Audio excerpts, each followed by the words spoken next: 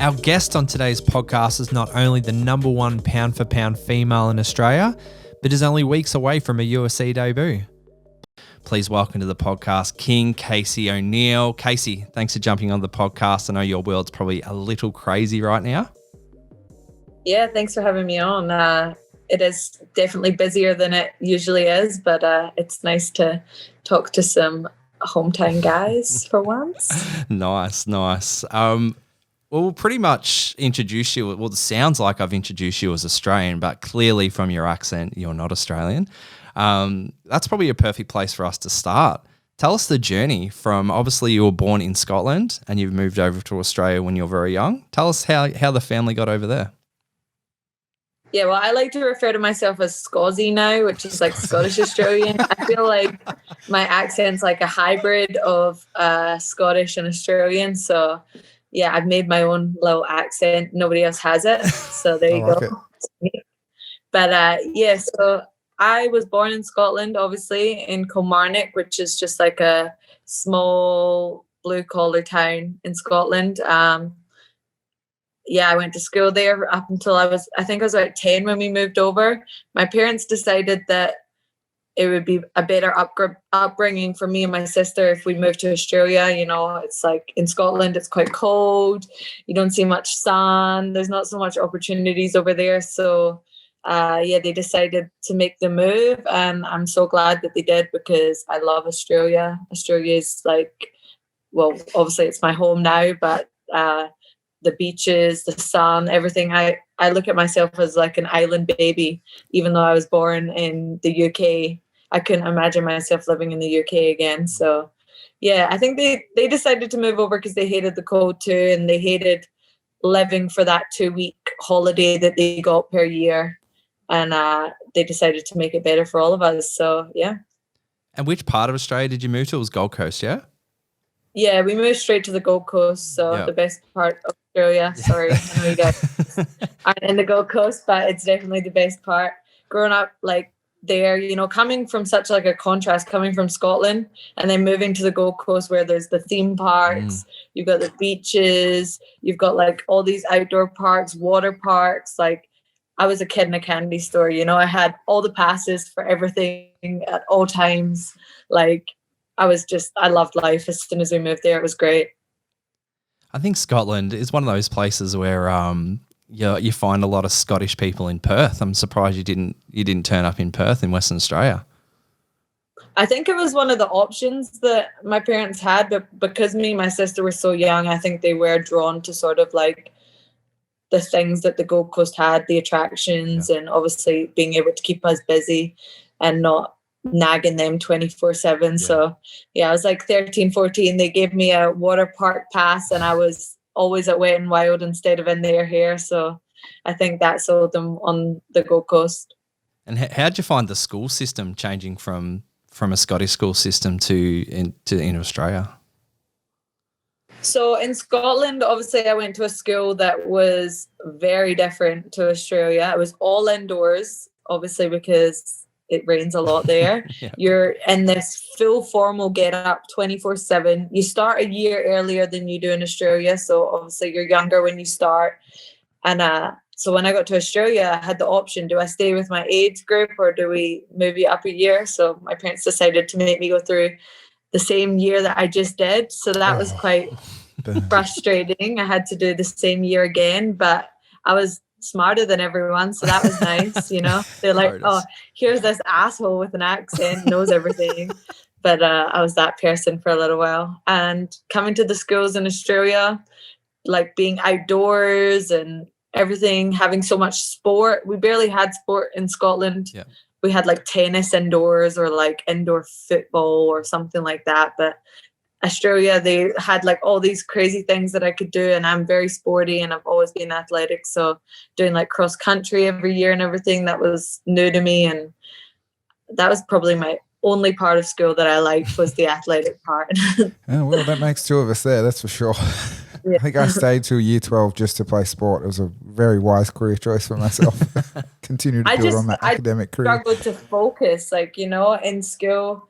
I like to be very hands-on and like physical. So doing like book work or anything bored me to death. I was always bored doing that stuff. So yeah. God, it sounds like the Scottish people are just living the worst life alive. You've just painted a picture that they just stay indoors all the time, watch Netflix or something. Listen, that's all they do. I'm pretty sure I haven't been in a while, but I'm pretty sure that's all they do is watch some Netflix, stay at home. Yeah. I mean, I love the UK, but I couldn't live there again. Too cold. Yeah. It doesn't sound like my kind of vibe either. So when did the journey into martial arts start? Was it over in Scotland or was it when you moved over to Australia? What was the beginning? Yeah, I started in Scotland when I was 4 doing kickboxing with my dad. So he used to take me when my mum would leave me with him to look after me. So he would take me to kickboxing with him and I would nag to join in, and he would tell me I'm too young, and eventually I wore him down and he let me jump in, and I was the annoying kid in the adults class for a while, you know, always trying to be my dad's partner. So I don't think he got too much work for a couple of years there when I was constantly his partner, but I loved just like kicking and punching him and running around and doing the sit-ups. And yeah, so it all started when I was super young. I didn't start doing any jiu-jitsu or like mixing them together until I was about 13 when we moved to Australia. I moved to a gym, Puma, on the Gold Coast in Burleigh. So I started there once again in the adults class because I would go with my dad. So there was a full kids class, but I was the only kid in the adults class. I always had to be the difficult one. So I was always trying to be with the adults, thinking I'm older than I am. I started jiu-jitsu there and I fell in love with doing MMA. I went religiously as much as my parents would take me, and when they wouldn't take me, I would get like 2 or 3 buses and a train just to get there because we lived so far away, which was exhausting because then I would have to call one of them to come pick me up because there's no trains left at the end of the night. I was a bit of a difficult child, but sound more committed than difficult. I'll use the word committed, but difficult committed. Probably wouldn't be in that conversation at all.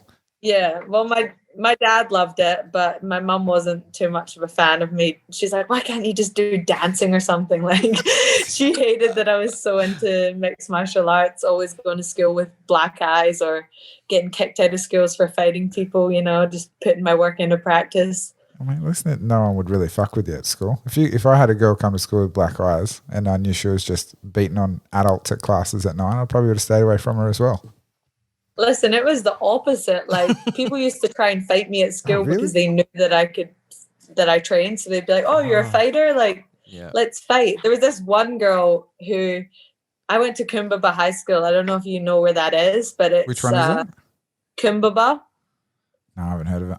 Yeah, okay. So it's like a small public high school, and it's full of a lot of people that come from like New Zealand and everything. So it's got a bit of a reputation for being rough. So there was this one girl and her name was Sabrina, and for honestly 3 years of my high school life, she constantly tried to fight me all the time.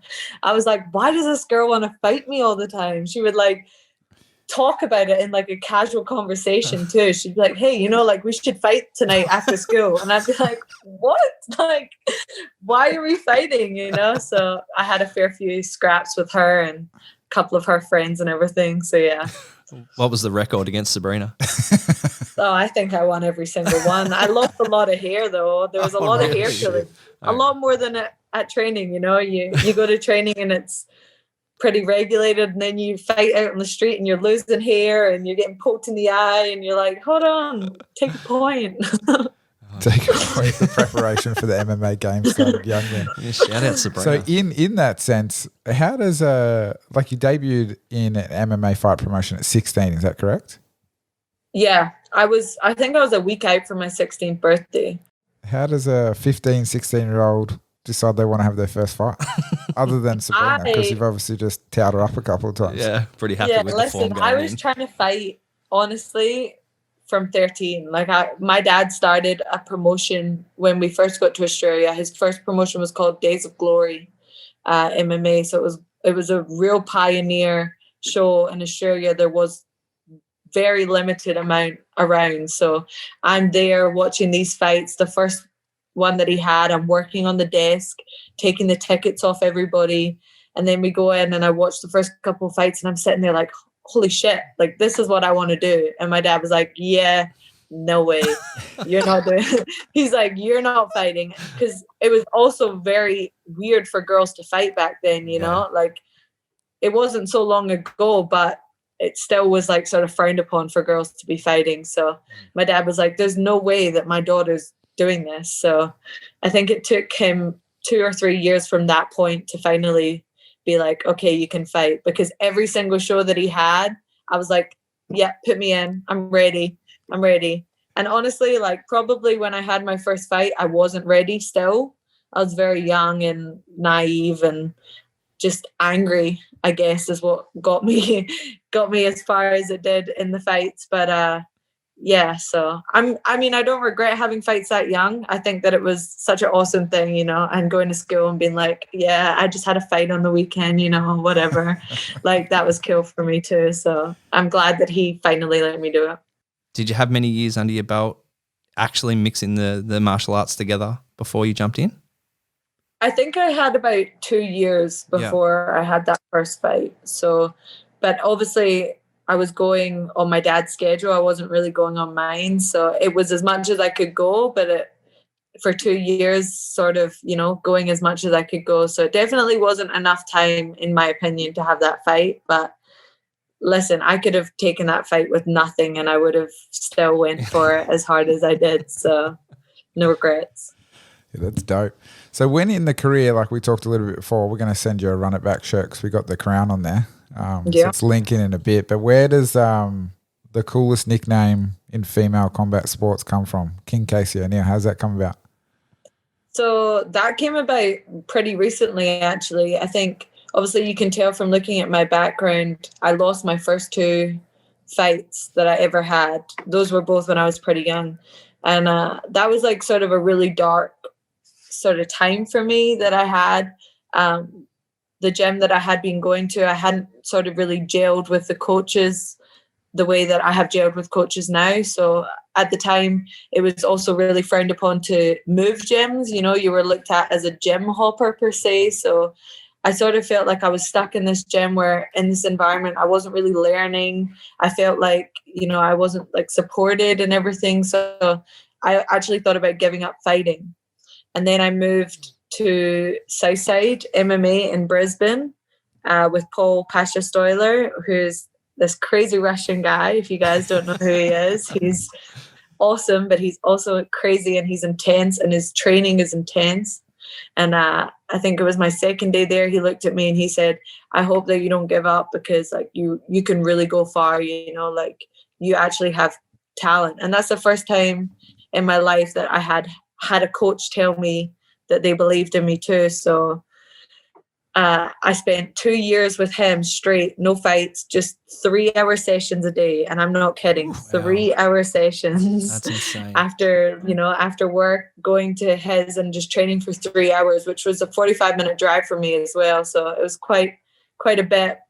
Then we took our first fight and I absolutely smashed the girl for like 3 straight rounds. And he looked at me and he's like, damn, you know, that was some king shit. And I thought from that day, I was like, I really like that, you know, like king shit. So I would use that all the time. King shit, I'm king shit. And then when I had my first professional fight, I decided, because it came like with a form that said nickname. I was like, you know what? I'm going to call myself King Casey. Like nice. Paul was like, do it 100%. So we went from there. Kind of rolls off the tongue too, doesn't it? King shit is such an Aussie saying. Yeah, I was going to say all the Aussie promotions you could write. King shit. The Scozzy accent and then I'm going to say the Rozzy, the Russian Aussie accent as well come together to the most Australian cliche sound ever. King shit. And he even used to say it like, you're king shit, babe. You know, like that's so Aussie. So Aussie. That's brilliant. Oh, that's hilarious. King shit. Oh, mate. It's honestly, the boys always talk about one of the coolest names in female MMA, that's for sure. So keep rocking it. We'll send you a shirt so you can rock it a bit harder as well. Yeah, thanks. I do get a little bit of flack for it sometimes. You know, people are like, why wouldn't you just call yourself Queen Casey? Yeah. I'm like, do you know how gay that sounds? Say it. say it again, and just think about how gay Queen Casey sounds. I can't wait for the day that we've got King Casey O'Neill versus someone that's got a nickname that says Haley Queen of Violence or something like that. King versus There's Queen, a girl in the UFC called Queen of Violence, so that would be a good one. King versus Queen. Yeah. The royal matchup. Yeah. Yeah. I'm down for it. It's coming. So is that, I guess after you get our Russian friend involved, is that when you decided or started to think, I can really make something of this and started to push forward with the career? Yeah. I mean, after that first one that I won, that was such like a relief. I cried so hard. Like as soon as she tapped from the submission, I just started crying because I was like, oh my God, like finally, I've been working so hard for this. And something changed that day. And since then, like I knew that I was going to just do whatever it took to get myself here. So we took another fight 4 weeks later. We won that. Then we fought again. We won. And I was like, okay, time to go pro. And he was like, no, like, he's like, that's 3 fights. You're not going pro. And I'm like, nah, I'm ready. And he just kept putting me up as amateur whenever he'd nominate me. And I was like, oh, I just want to go pro already. Like, he's like, trust me, you're not ready. Like, you won't know. Yeah. And so I kept grinding away, I was working a full-time job at the same time. And I was training. I actually started training at Matrix Boxing Gym as well at that point, just to like clean up my stand-up with Stephen NG, who's a great coach. So I was having big, long days. I was getting up at 5 a.m, going to work, working till 2, training from 3 there till 5, driving 45 minutes, training 3 hours, driving 45 minutes home and doing it again, 6 days a week. It was like a real struggle, but I knew that if I just kept going one day, it was going to pay off and I would be able to live the life that I'm living right now, So I knew that I could make it from that day on, and I just kept proving to everybody that I could. And now here I am in Vegas 2 weeks out from my like ultimate goal, which was the UFC. So yeah, I'm stoked. That's some king shit, baby. Yep, there you go. King shit always. Now, Casey, you moved over to Tiger Muay Thai, Thailand. What was the inspiration to sort of pack up and move again and head over to Thailand? Yeah, so I was sort of in a comfort zone in Australia at the end there. So I was 2-0 when I moved over to Tiger Muay Thai as a professional. So I had just won 7 in a row, and I was feeling like, I wanted another challenge. I wanted to progress even further, and I was looking at a couple of options, and then I came across the Tiger Muay Thai tryouts. So each year they do a tryout period of 4 days, and you train 3 times a day, and it's super intense. So you'll apply for that. They'll choose some people. You go over there, you go through that, and they watch you the whole time. It's a documentary series on YouTube, actually, if you haven't seen it. And they pick a couple of people to give a sponsorship to at the end, which includes free training, a visa, accommodation, and food. Wow! So it's an amazing thing for young fighters, So I seen that, and I was like, I'd love to do that. Yeah. Like, sure, what's keeping me here? So I applied and got an email about a month later telling me that I had been selected to go over. So that was the first trip to Thailand. I went over and competed. It was probably the worst 4 days of my entire life. Oh no. I was so sore. I was so hot. I was like so over everything. It was so humid. You were just sweating buckets, like buckets and buckets. And it was like a fight every single day, 3 times a day for the whole week, like your pad session, they're smashing you back with the pads, your run session is 4 kilometers uphill, this massive steep hill. I'm just like, what have I gotten myself into? Like, am I sure that I really want to move here and do this on the daily for the rest, like for however long, And damn, at the end of it, you felt so great, like so fulfilled no matter what. And I really meshed with the 2 coaches there, George Hickman and Frank Hickman, the 2 brothers. I just think they're like the coolest guys in the world. So George said to me, I would really love if you moved over here and were part of our team for a year. And I was like, okay, I'll consider it. Went home, and within 24 hours of being back in Australia, I'd booked a one-way flight to Thailand. Nice. I'd packed 2 bags, as much as I could take on the flight, and everything else went into my mom's spare wardrobe. And I was like, I'm out. See you guys. Quit my job on the spot, and I moved over there, and I lasted over there for almost 3 years. So yeah, it was probably the best decision I've made in my life. Did you enjoy the lifestyle over there? The humidity. I loved it. Yeah. I'm actually struggling now being back in Vegas with all these rules and everything. Yeah. Because in Thailand, I lived in a house that you paid rent whenever in cash. You drove around in a little moped with no helmet. On your phone, I'm driving around on my phone with no t-shirt, just going to the beach in between training sessions. If there's traffic, I'd just get up on the sidewalk on my moped and go straight down the sidewalk and, be there in 5 minutes.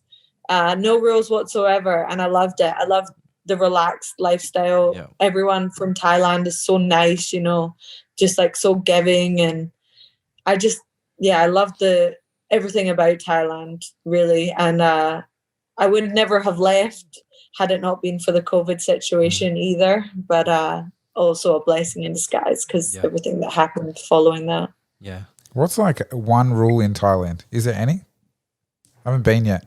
I'm just preparing don't myself caught. For the next whatever you're doing, just don't get caught. Yeah. Oh God. There's no rule.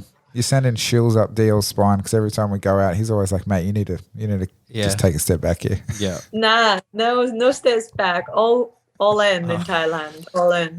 If we ever see Casey out, mate, you two would be the worst people for me to hang out with, I tell you now. Nah. I know all the things too. So there's one roundabout that all the police stay at. And if you're not wearing a helmet, they'll fine you. But I know all the back roads. I ain't putting a helmet on, getting that helmet here. No way. I've seen some horror stories with mopeds in Thailand, mate. So I hope you were safe on the road. Yeah, totally wear a helmet if you're not me. But Casey's tip of the podcast: wear a helmet in Thailand. Yeah. Sorry, Mom. I told her I always wear a helmet. She's gonna listen and be like, "What the fuck?" You're still alive. That's all that matters. That's why I said deal. We didn't die, so don't worry about it. Oh my God, there was a couple of times though that say I'm driving along or I'm not paying any attention, and then all of a sudden I have to swerve out the way. I'm like, oh shit, almost died. That's me in a normal car, let alone a moped. Jesus. Yeah. Yeah, well, actually, mopeds are easier because the wind sort of keeps you alive. Sometimes I'm driving my car and I'm just forgetting I'm existing, just sitting at a red light, just chilling, Fuck, we're the same person. This is awkward. This is making me weird. All right, cool. Well, Casey, before we jump into the opportunity with you've been signed with the UFC, do you mind if we play a little game? No, let's play. Start, bench, cut. I'm going to give you 3 options. You've got to start one. So that's your favorite thing or the thing that you love from these 3 things. You got to bench one. So you put it on the bench, second favorite. And then you got to cut one. So it's something you're not interested in whatsoever. So I've got Gold Coast, Phuket, Edinburgh. Start, bench, cut. You can't do that one to me. I thought that was going to be an easy one. I don't know which one I would cut though, because if I cut Edinburgh, I'm really cutting my family. Yeah, well, mate, it's tough. And also Scotland's got to be behind me, so I can't cut my cut them. people. That means they're behind you. They're just in the past. Oh God, I don't want to play. No, I'm just kidding. Okay. So I love Phuket. I love Phuket. Is that how I do it? Love, cut, bench, right? Okay. Yeah. Start, bench, cut, bench. Start. I'll start Phuket. Yeah. You got to bench one. I'll bench the Gold Coast, and I'm gonna cut Edinburgh. And I love Scotland. I'm sorry. I can't believe you made me say that. down. No sport over there, mate. Cut that indoor. Well, really, you didn't say Glasgow, so I can cut Edinburgh. You know, they think there you they're rich over there anyway, so fuck them. Made it a bit easier for you. I actually tried to find a sort of like a beachside village in Scotland that I could use as that one, but I couldn't really find one. Loch Ness, mate. I couldn't find one. Okay. Listen, I don't mind cutting Edinburgh. It's Scotland's England anyway, and we all know how I feel about that. So. Yeah, it's fine. All right, so start, bench, cut, jiu-jitsu, kickboxing, boxing. Oh my God. So start, bench, cut, why are jiu-jitsu, you doing kickboxing, this? I thought this was going to be boxing. like donuts or something. It's all hard questions. All right, I'll start jiu-jitsu. Yep. I love jiu-jitsu. It's probably my favorite. I'll bench kickboxing and I'll cut boxing only because I can still get boxing and kickboxing. Yeah, smart. Clever. Yeah, loophole. That's the old helmet loophole again, boys. Low loophole. Yeah, it's up. Did you do that on camera? No, that's fine. I will do that again. Start, bench, cut, sunbaking, sleeping, Netflix. Oh my God. I'll start sunbathing. Yep. I hate being in the cold again because I'm so white. It's like a disaster. I'll bench sleeping and I'll cut Netflix. Okay, cool. Easy one. Easy. Okay. Yeah. Final one, Casey, will put you out of your misery. Now, your Instagram stories are mostly full of food at the moment. So, oh my God, they are. Start, bench, cut, ice cream, chocolate, burgers. This is actually easy for me. Okay, cool. Awesome. So I'm going to start ice cream. Yep. I'm going to bench burgers and I'm going to cut chocolate because I don't really like chocolate that much. Easy. Done. Yeah. I'm more of a candy girl. Yeah, nice. What kind of? Like a sour worm? Tell me sour worms. Like That's sour worm. Oh. A sour worm could get around it. I could destroy a sour worm right now. Maybe we'll chuck a sour worm packet in with we'll the put shirt. the sour worm. Don't you dare, unless it's coming after. That'll be after by the fight. time it gets from, mate. By the time it gets from Australia to Vegas. What? You know what? The only good chocolate is a Tim Tam. Oh yeah, it's good. Tell me about it. It's good. A double coat or a chewy caramel. Do you do the Tim Tam slam? I just can't stop thinking. Yeah, I love Tim Tam slam. You got me thinking about food now. Sorry, mate. Sorry, mate. Just ruined the old fight camp. Not very good 2 weeks away from a fight. All right, well, Casey, that seems a perfect segue into your signing with the UFC. Now, it obviously started off a little bit weird with your call-up with the Lauren Murphy fight, but exciting. What was the process leading up to that? So before I even got to Vegas, I didn't even know I was coming to Vegas until about a week before I did. So I obviously left Thailand to go and have that fight in Abu Dhabi. And I knew I couldn't get back in. And then we went with Loma to Fight Island. And I was staying with my manager, Danny, in his room. And every time he told me he was going for lunch with Mick Maynard, I tagged along and sat at the table just so that Mick Maynard knew who I was and, stayed in his ear. So anytime he mentioned, a fight falling through or anything, I was like, oh, okay, well, I'm here. Hey. And even if it was a male fight, I was like, well, don't forget that I would jump in on a fight with notice. Don't worry about the weight classes. Don't worry about what division. He's probably like, this bitch is crazy, like talking about just jumping in on every fight, So, so then from there came to Vegas and I was helping my friend B Win train for her one championship fight. We were in the gym, so I wasn't looking at my phone at all. And my now boyfriend came into the gym and with his phone and said, Danny needs to talk to you like now. And I knew that that's what that was. So I was like, why does Danny need to talk to me right now? So I answer the phone. I'm like, hey, Danny. And he's like, what's your weight? And I was like, we're in, we've done it. We'd been here less than 2 weeks and we've done it. So I checked my weight. I was like, I'm like 137. We're good to go. He's like, all right, you're fighting next week and you're fighting Lauren Murphy and you leave tomorrow. I was like, wow, holy shit. Okay.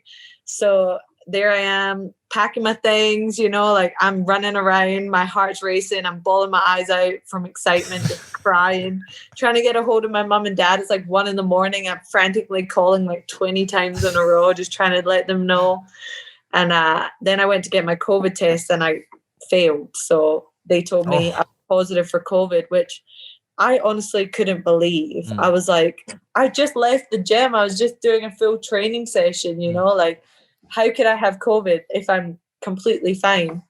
Then we did a second backup test, and then I was like, oh my God, lock me in a room. I have fucking COVID. Like, someone put me in quarantine. So yeah, we didn't get the fight, and I was gutted. I was really sad. And then Danny called me and said, you know what? Mick just called and said he's going to give you a 4-fight contract anyway. And then I started crying again because I was just like, oh my God.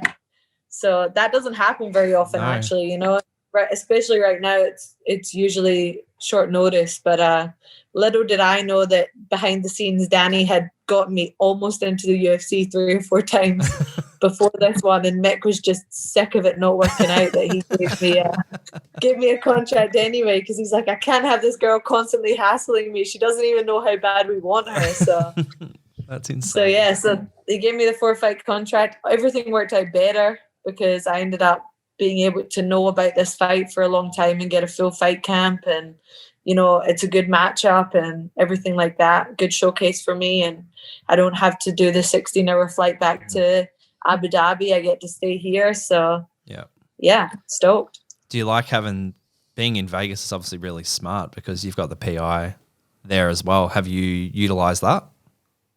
Yeah, I'm in the PI every day, like 2 or 3 times a day, every day. So ever since the signing, you know, I jumped on everything that they had to offer. Strength and conditioning, they make all my food, they do all my testing on my body, use a sports psychologist there, there's a physiotherapist there. So I am just there just like a little leech. I'm always at the door. I'm like, well, what do you got? Like, what can I use today, you know? So I couldn't believe it though. It's amazing.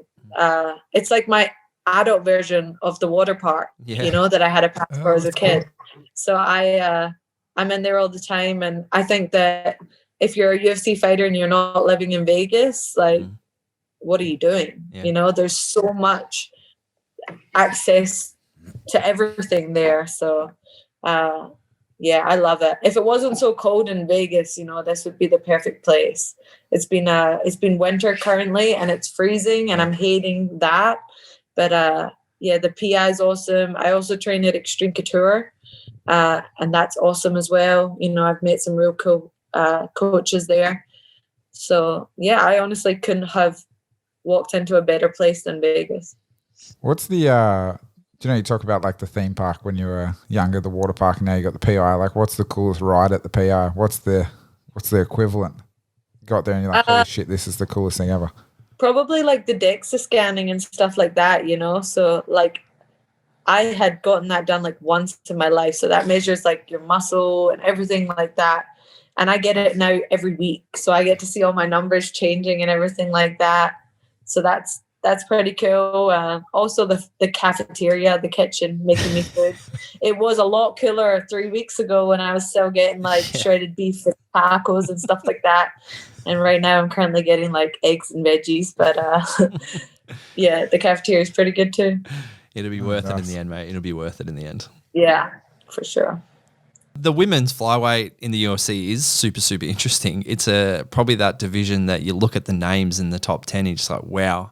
When you look at someone like a Valentina Shevchenko, is that like a goal for you, or do you just want to fight? Are you saying wow as in wow they're all amazing, or wow they're all shit? No, it's just it's an interesting division because you got Valentina, which is the top, and then you've got all these names below it who are all very similar. And then you've got this top echelon, which is Valentina Shevchenko. That's a nice way to put it. Yeah, there's a separate. There's a separation. I wasn't going to use the way you explained it. How funny. Yeah. All right. So yeah, listen, Valentina's the end goal for sure, but the most important thing to me is being active. So I'm only 5-0 right now, but I honestly would be 10-0 had I been able to get the matchups outside of the UFC. Obviously, you guys are both in the Australian MMA scene. You know that the girls are few and far in between. You know, I was struggling to find matchups so much at the end there. So now that I'm signed and I have a contract, I'm just going to try and get myself in there as much as I can, you know. So fight as much as possible, get as many bonuses as possible, make some money, and then I'll fight Valentina. So it's just obviously lead up the fight. We're 2 weeks out. It feels like I already know what your prediction is going to be, to be honest, the way you're talking. And it's some king shit stuff, and I love it, to be honest. But how's the fight going to go in 2 weeks? So I envision this fight being similar to my last fight. I'm not sure if you guys seen that one, the one in Abu Dhabi. So I'm a very like bully fighter. You know, I go forward. I throw a lot of punches. I think I throw about as many punches in round 1 as Jojo and Jessica I did in their whole fight a couple of weeks ago. So small dig. So yeah, I envision a round 2 finish. I think that I will just make her want to get out of there. That's what I think. Nice. Looking forward to it, that's for sure. What's the post-fight plan? There's a place here called Crumble Cookies, so that's on that's number 1 post-fight plan is Crumble Cookies. I have never tried them yet, and I'm like, everyone keeps talking about them. So yeah, that's pretty much it actually. Crumble Cookies. Yeah, I don't drink. Worms. Yeah, there you go. I don't drink or anything, so it'll be that, and then it'll be hopefully out of quarantine that day, because you have to quarantine for a week, so that's next week for me. I don't know, something fun like a hike, and then back to the gym on Monday and try and get another one. Nice, mate. That's perfect. I think that's a perfect place for us to leave it. So Casey, thank you so much for jumping on the Run It Back podcast today. Cool. Thanks for having me. Sorry for the little aggression at the end there when I started. You got me thinking if about we didn't get aggression, we'd be disappointed. Yeah, I know you got. It's got hungry. We're gonna have all the Aussie and the Scot. I think we've got to start like some viral Scozzy kind of movement. I think to try to get some Scozzy fans behind you. I'm just the king of Scozzy or something like that. You know. There you go. You should put that on a shirt, Casey. I'll buy one. That's for sure. I will. King of Scozzy. I will.